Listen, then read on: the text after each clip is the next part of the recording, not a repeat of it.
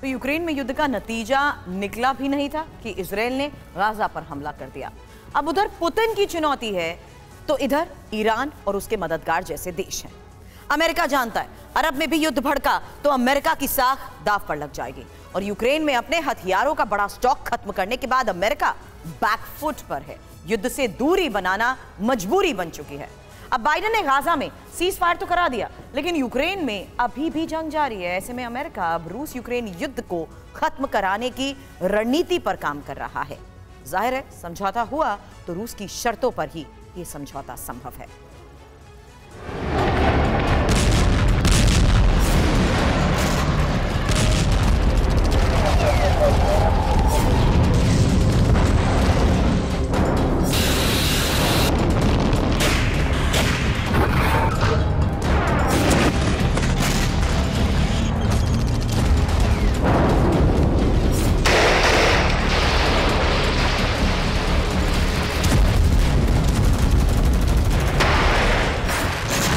Ukraine में 1.5 साल से अधिक नॉन स्टॉप जंग और गाजा में 1.5 महीने बाद युद्ध का एक छोटा सा विराम।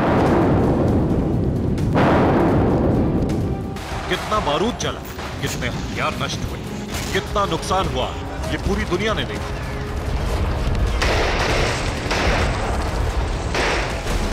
ये सिलसिला कब खत्म होगा?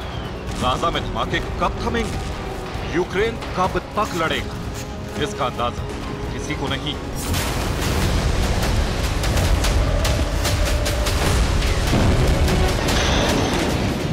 इजराइल हो या यूक्रेन, दोनों की ताकत और हौसले के पीछे है ये चेहरा। यूक्रेन वॉर के 1 साल पूरे होने के बाद से ही अमेरिका के लिए हथियारों की सप्लाई एक चुनौती बन गई।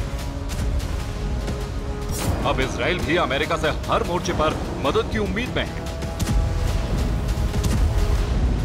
मौजूदा दौर में अमेरिका को हथियार सप्लाई के रूट पर काम करना होगा। पहला यूक्रेन है तो अब तो नया रूट इजराइल को बनाना होगा। यही वजह है कि अमेरिका अब लड़ने की बजाय सुलह का रास्ता तलाशने लगा है। गाजा में सीज फायर इसका सबूत है और यूक्रेन में भी ऐसा कैसे मुमकिन है, इसके रास्ते तलाशे जा रहे हैं।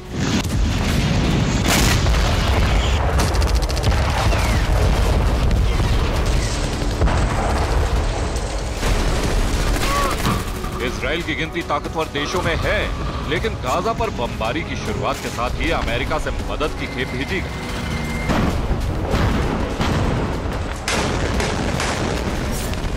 अमेरिका से इजराइल को गोला बारूद की सप्लाई की गई।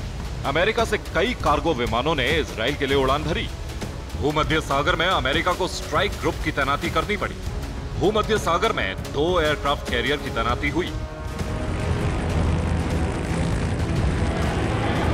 समंदर से लेकर जमीन तक अमेरिका ने तैयारी तो एक महायुद्ध की कर ली, लेकिन कोशिश सीज फायर की चलती रही और बाइडेन कामयाब भी हुए। अमेरिका की लगातार कोशिशों की वजह से ही ईरान के सर्वोच्च नेता खामनेई ने सीज फायर को इजराइल की हार बताया।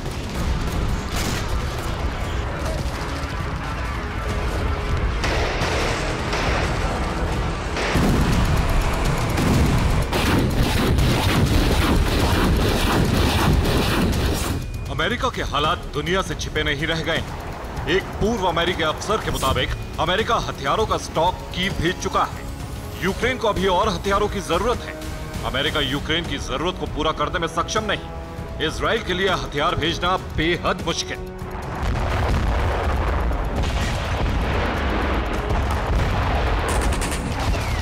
यही वजह है कि अमेरिका और जर्मनी अब यूक्रेन में भी सीज फायर की कोशिश कर रहे हैं। ज़ेलेंस्की को रूस से बातचीत के लिए तैयार किया जा रहा है। अब यूक्रेन के हालात देखिए, कोई इलाका नहीं बचा जहां रूस कहर नहीं कर पा रहा। इलाकों के नाम भले ही बदल रहे हो, लेकिन अंजाम एक जैसा है। तबाही और बर्बादी का आंकड़ा हर प्रांत और हर शहर में एक जैसा है। जंग की इन तस्वीरों से जाहिर हो रहा है कि यूक्रेन की जमीन किस कदर धधक रही है। रूस की आर्मी के हमलों की रफ्तार कितनी तेज हो चुकी है। जीत की जल्दबाजी में यूक्रेन के कई इलाके खंडर में तब्दील कर दिए गए हैं।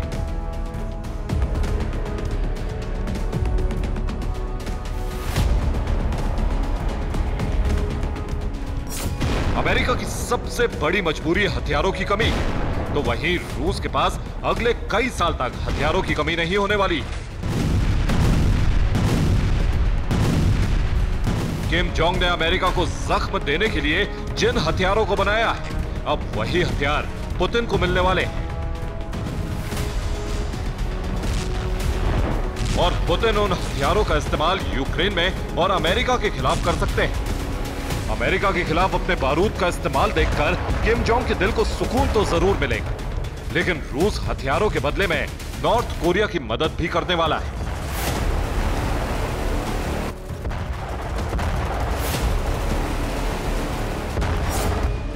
किम जोंग पुतिन को 24 तरह के हथियार देने वाले हैं। बारूद के बदले में रूस किम जोंग को अनाज देने वाला है। रूस नॉर्थ कोरिया को खाने के सामान और जरूरी चीजों की सप्लाई करेगा। पुतिन को किम जोंग जंग का सामान देंगे, जिससे यूक्रेनी फोर्स और नाटो सेना की जान ली जा सके। बदले में पुतिन नॉर्थ कोरिया को जिंदगी बचाने के लिए सबसे जरूरी चीजों की सप्लाई करेंगे, जिसमें खाने का सामान, दवाएं और कई जरूरी चीजें होंगी।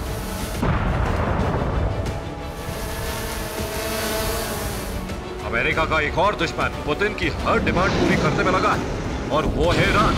इब्राहिम रईसी ने रूस के लिए अपने हथियारों के गोदाम का दरवाजा खोल रखा है। अब रूस और ईरान में फिर नए सिरे से डील हो रही है। रूस को ईरान से ड्रोन की सप्लाई जारी है। ईरान रूस को बैलिस्टिक मिसाइल दे सकता है। रूस बदले में ईरान को Su-35 फाइटर जेट देने वाला है।